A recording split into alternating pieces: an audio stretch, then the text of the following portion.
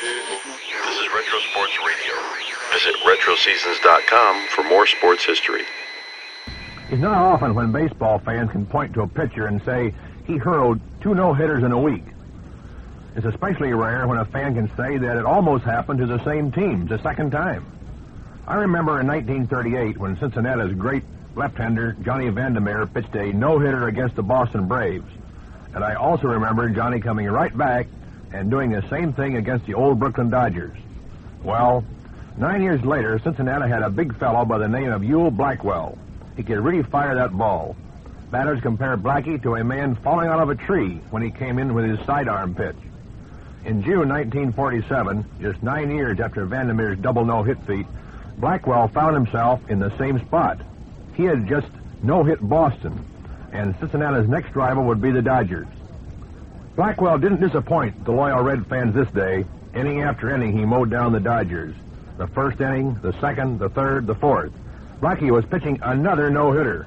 But his opponent on the mound, Joe Hatton, was tough too. In fact, Blackie and Joe were hooked up in not only a scoreless game, but neither had allowed a hit. Hatton was wild in the fifth inning, and the Reds took advantage of it and scored a run. But they still failed to get a hit. In the sixth inning, the Reds finally broke the hitless spell. Eddie Miller lined one of Hatton's pitches into left field corner for a double. This took some of the tension off Hatton, but it still remained as Blackwell set the Dodgers down 1-2-3 in the sixth. Blackwell walked the first Dodger in the eighth, but he was quickly erased on a fast double play. But Blackwell wasn't out of trouble yet. Duke Snyder was the next batter.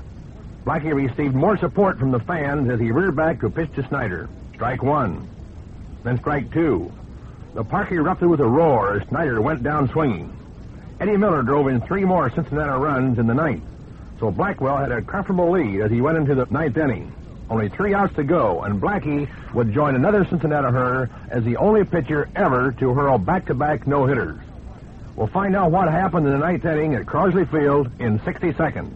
Gene Hermansky was the first batter to face Blackwell in the ninth, and he lifted an easy fly to the outfield.